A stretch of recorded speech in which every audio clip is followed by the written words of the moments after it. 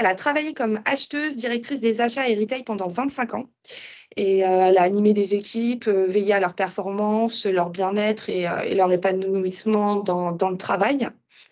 Et en fait, la maladie a bouleversé sa vie parce que son fils Martin a eu un cancer à l'âge de 19 ans et quand on a préparé ce tips, elle m'a dit, bah, pour moi, mon fils, il est né 2 fois.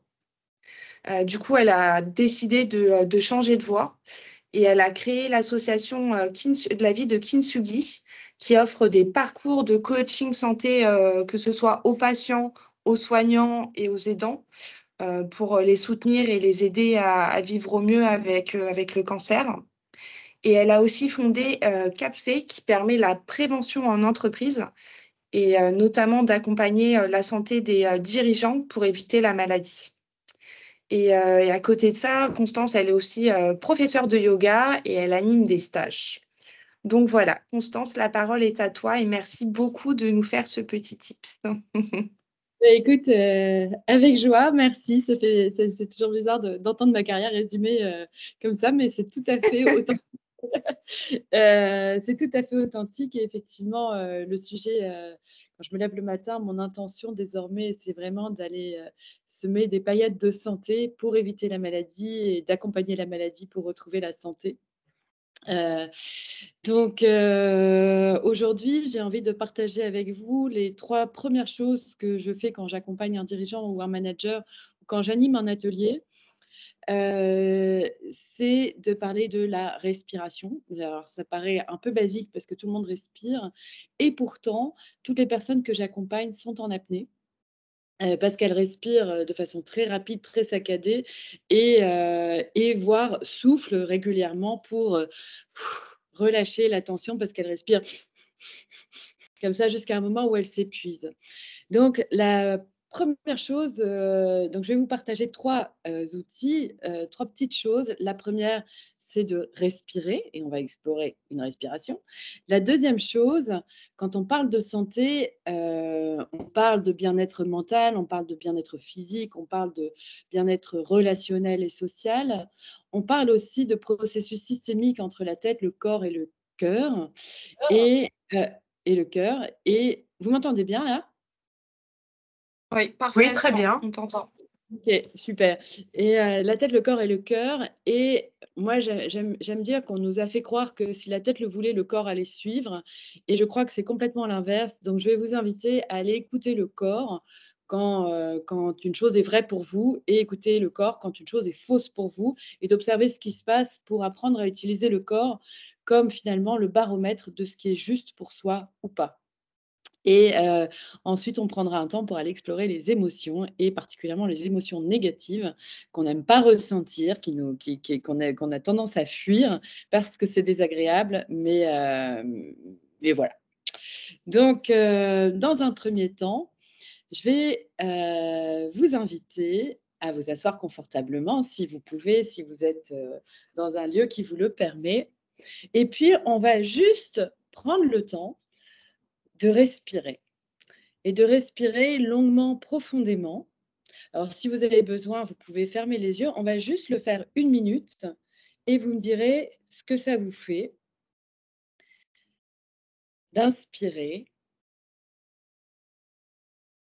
d'inspirer avec le nez, bien sûr, et puis de laisser l'air circuler dans votre buste, dans votre ventre, dans votre centre, et puis d'expirer lentement, d'inspirer à nouveau et d'expirer. Et au fur et à mesure que vous respirez, je vous invite à ralentir et à descendre plus profondément vers votre ventre et à relâcher également par le nez, doucement.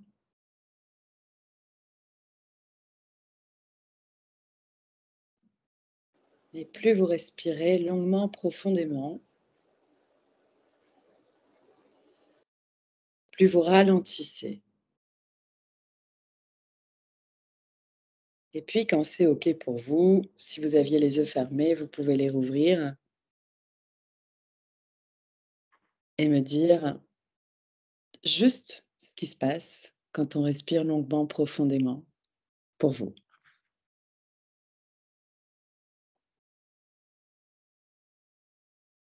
La détente pour Christine?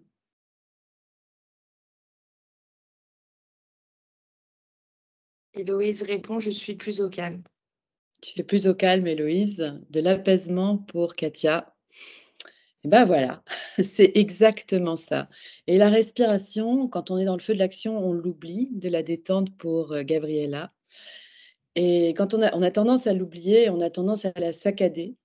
Mais moi, je vous invite, alors ça paraît, un peu bébête, mais je c'est ce que j'invite ma fille à faire qui est étudiante en médecine, c'est à vous mettre une alerte d'1 minute par heure, juste pour respirer longuement, profondément et nourrir vos cellules d'oxygène. Parce que quand on respire en saccadé, alors le corps est bien fait, donc on survit, mais finalement, on ne nourrit pas autant nos cellules.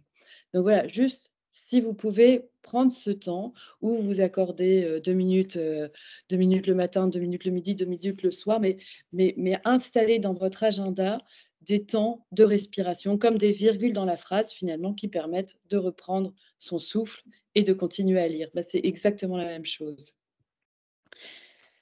Voilà, donc ça, c'est le premier type. Le deuxième type, ça va être, d'utiliser votre corps comme une boussole intérieure, comme, j'aime bien dire pour les gens un peu plus perchés, un pendule, qui va vous dire ce qui est juste ou pas pour vous. Donc à nouveau, si c'est OK pour vous de fermer les yeux, vous pouvez fermer les yeux, sinon vous fixez un point devant vous et on va faire ce que j'appelle le jeu de la vérité. Et le jeu de la vérité, vous allez penser à quelque chose qui est vrai pour vous, de l'ordre de, «J'aime mes enfants» ou «J'aime le chocolat» ou «J'aime le beurre». Et vraiment vous allez, respirer avec le vent. Ouais, tout à fait. Donc tu peux te mettre debout Katia si ça t'aide, carrément. Debout ou assis, ça marche dans tous les cas, mais si tu es plus à l'aise debout, tu peux te mettre debout et vous allez penser à quelque chose qui est vrai et vous allez visualiser cette vérité dans votre vie, des moments où elle s'exerce, cette vérité. Peut-être qu'il y a des images qui viennent, des sons et vous allez explorer les sensations que cela procure à votre corps quand vous êtes en vérité avec vous-même.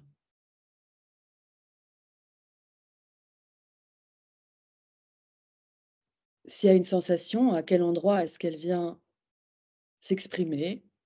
Si c'est dans la nuque, le cœur, le ventre, toutes les cellules. Et puis, on va continuer. Vous allez peut-être faire un petit mouvement, bouger, changer de posture. Et là, vous allez prendre le temps de vous mentir, de dire quelque chose qui est faux pour vous. Quand je le fais avec des adolescents, leur mensonge, c'est: «J'adore l'école» ou ça peut être: «J'adore mon métier», dans notre cas, parce que je crois qu'on est toutes passionnées par ce qu'on fait. Ou je n'aime pas mes enfants, des choses comme ça. Mais vraiment, mentez-vous, quelque chose qui est faux pour vous. Et à nouveau, observez la situation dans laquelle vous êtes en mensonge avec vous-même.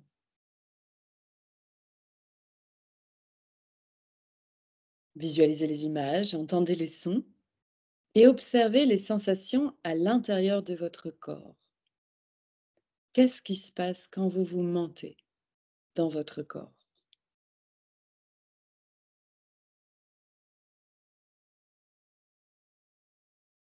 Et puis quand c'est terminé pour vous, vous pouvez, pourquoi nous tendre après nous détendre? Parce qu'on va se redétendre. Voilà, bah, c'est tout dit, je te remercie. Donc quand c'est OK pour vous, je vous invite à revenir, tous ensemble et à partager ce qui s'est passé pour vous. Quelles sensations? Est-ce que vous avez eu des sensations? Si oui, lesquelles? Comment c'était quand vous vous étiez en vérité avec vous-même et comment c'était quand vous étiez en train de vous mentir?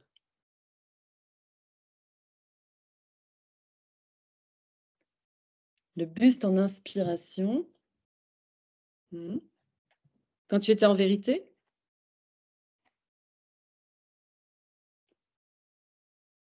Des picotements de bien-être et de relâchement de petit bonheur. OK.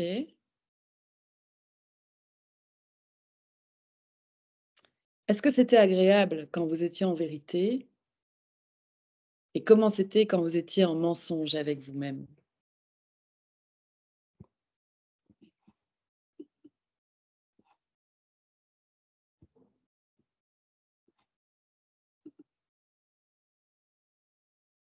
Tension dans la tête et les tissus qui se contractent en mensonge. Ouais, quand on se ment, beaucoup de tension dans le corps, désagréable. C'est ça. En vérité, sourire dans la tête et en opposition, blocage, respiration. Exactement, des palpitations. Merci pour ces partages. En effet, quand on est en vérité avec soi-même, le corps est fluide, le corps est léger et les sensations peuvent être agréables. À l'inverse, quand on se ment, quand, quand on veut faire croire à notre tête que c'est bon pour nous, mais qu'au fond de nous, il y a quelque chose qui dit que c'est pas OK, ben, il y a des tensions et le corps s'exprime souvent bien plus rapidement que notre tête. Sauf qu'on n'a pas appris à l'écouter. Donc là, vous l'avez écouté. À partir d'aujourd'hui, vous savez que si vous avez une tension, si vous avez une crispation, si vous avez des palpitations désagréables, si vous avez une douleur dans la nuque ou autre, qu'il y a quelque chose qui n'est pas juste pour vous.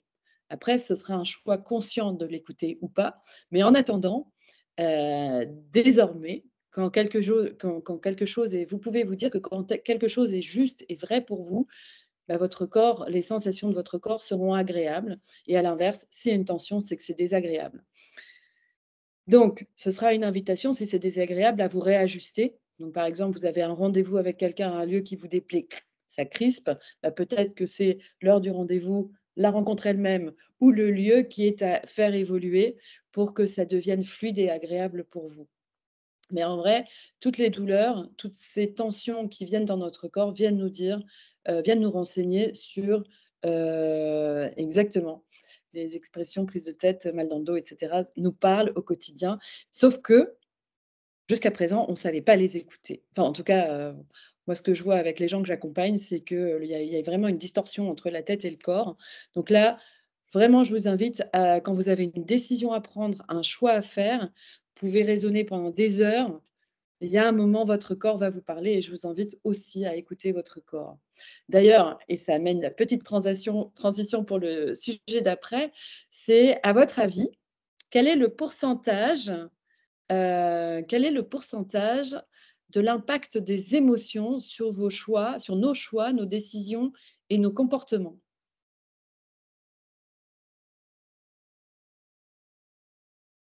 100. Presque 80. Tu refroidis, Christine. 97. 97 de nos décisions, de nos choix, de nos comportements sont influencés par nos états émotionnels. Nos émotions, c'est nous.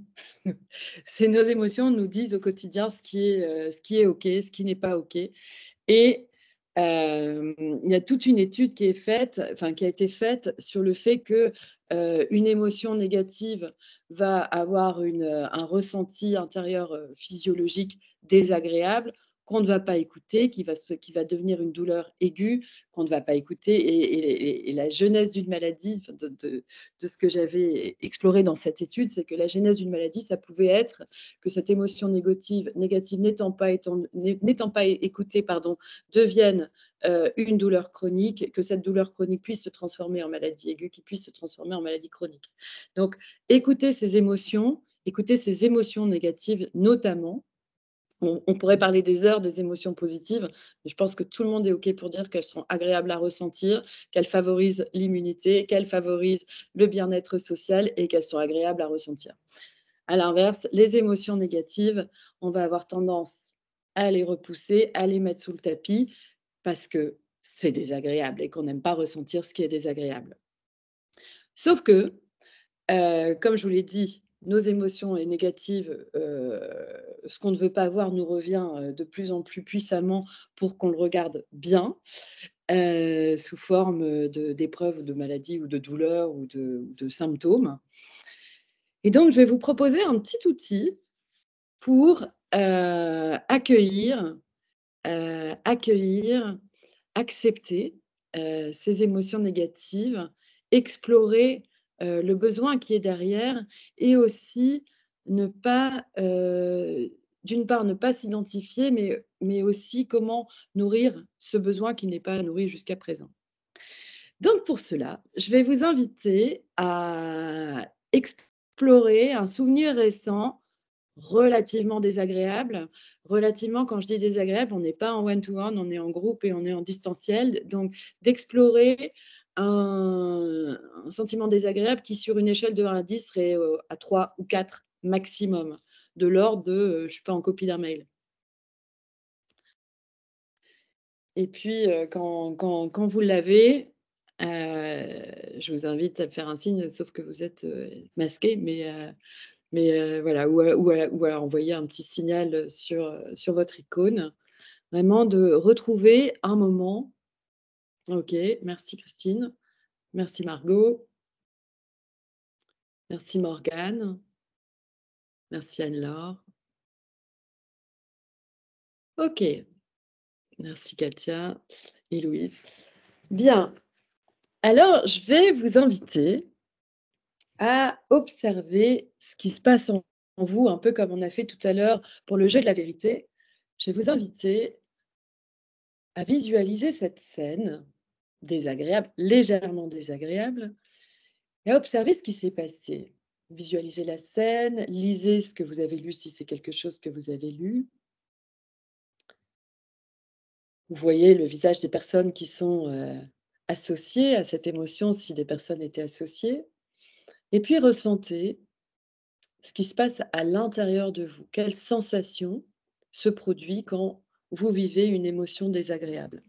Un peu comme vous l'avez fait avec le jeu de la vérité il y a quelques instants. Et puis, je vous invite à accueillir, à accepter cette sensation comme une partie de vous qui a besoin d'être entendue, soutenue et guérie. Et bienvenue à cette partie de vous. Bienvenue à cette émotion négative. Et bienvenue à cette sensation désagréable qui finalement vient me dire quelque chose pour m'aider. Puis quand c'est complètement accueilli, complètement accepté, observez la genèse de cette situation. Qu'est-ce qui s'est passé au fond? Qu'est-ce qu'il y a derrière cette sensation négative? De quoi est-ce que vous auriez eu besoin dans cette situation pour la vivre sereinement, paisiblement?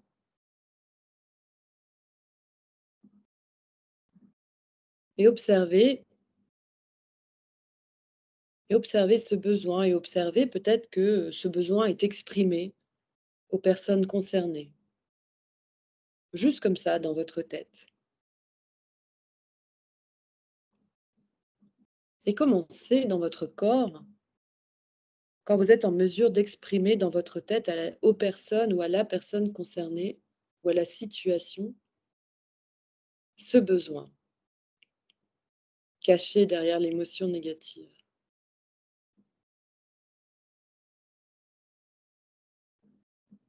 Et puis en dernier lieu, si vous avez ressenti de la colère, de la peur, de l'injustice, de la tristesse, juste de vous dire que cette émotion, c'est une partie de vous,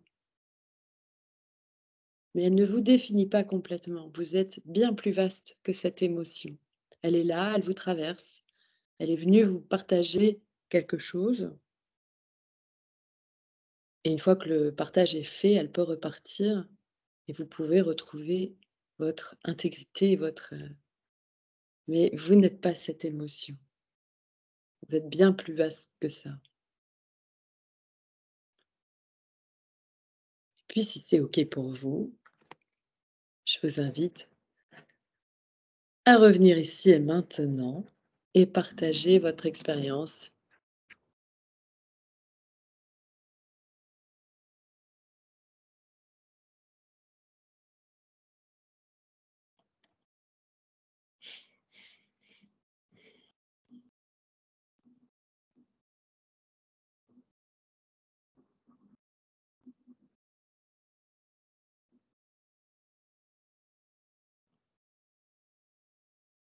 Je n'ai pas eu le temps de voir.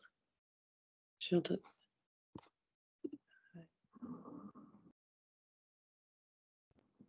Besoin de parler ou digérer le mal-être, mais le recul est souvent nécessaire pour les cela me permet la clarification partielle. Exactement. Merci Christine.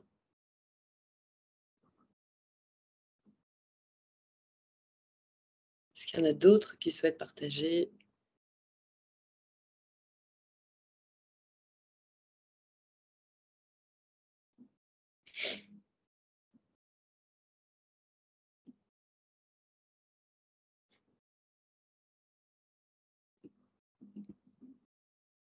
Alors, pourquoi pas.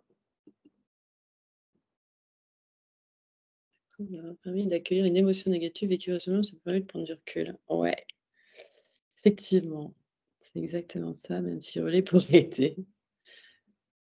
Ça marche aussi. L'un n'empêche pas l'autre. Dans un premier temps, Flora, tu peux hurler, et puis dans un deuxième, tu peux dire, bon, ok, qu'est-ce qui se passe derrière ma rage, ma colère, ma tristesse? Quel est mon besoin? L'origine de l'énervement, dommage qu'on ne le fasse pas dès l'arrivée de l'émotion. Bah, l'idée de cet exercice, c'est justement de vous inviter à le faire à l'arrivée de l'émotion, puisque désormais vous savez que votre corps, vous parle. C'est dès que ça coince, de dire: «Mince, qu'est-ce qui se passe pour moi? Qu'est-ce qui est pas OK dans ce que je suis en train de vivre?» Puis après, c'est un mécanisme, plus on le pratique, plus on le fait, plus ça se fait naturellement finalement, OK, donc je vis ça, je ressens ça, c'est pas sympa, mais c'est là.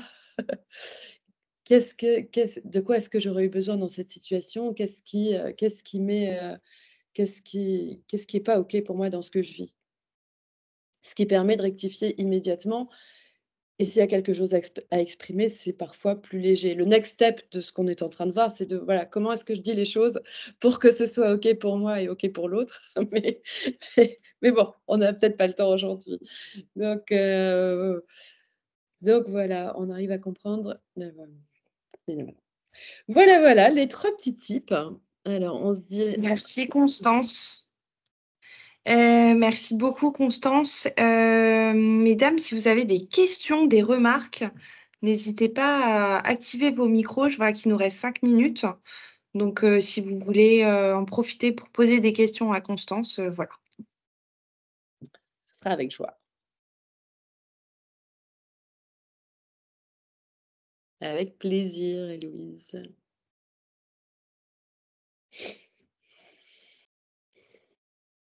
Katia. Merci Constance. Oui. Et bonjour Margot. Tu as parlé d'une étude tout à l'heure, donc qui disait 90, j'ai retenu 97 des émotions, pourcent des émotions, mais tu peux nous redire un petit peu le La contexte, j'ai pas tout. Ouais. Bah, en fait, c'est l'étude qui dit que alors je l'ai pas sous la main le nom de l'étude et cetera, mais 97 de nos, décisions, nos choix et nos comportements sont influencés par nos états émotionnels. Ça, c'est la phrase exacte. D'accord, merci. Si jamais tu retrouves le lien, Constance, est-ce que tu pourras nous le faire passer? Comme ça, je pourrais le partager aussi sur la plateforme du collectif. Carrément. Et comme ça, vous l'aurez.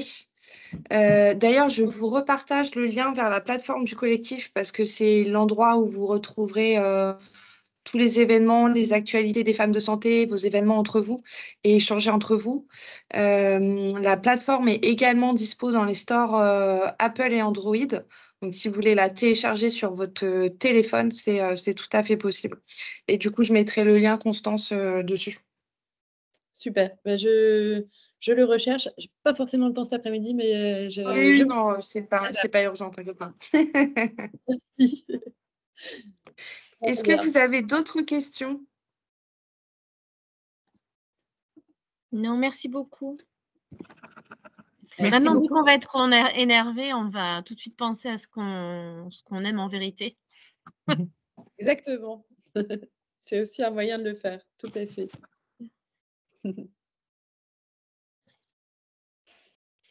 Bon, merci beaucoup, Constance. Je le repartagerai en replay si jamais vous avez besoin de revoir le tips pour reprendre du temps pour vous. Voilà, il sera aussi en replay sur notre chaîne, enfin sur la chaîne YouTube du collectif.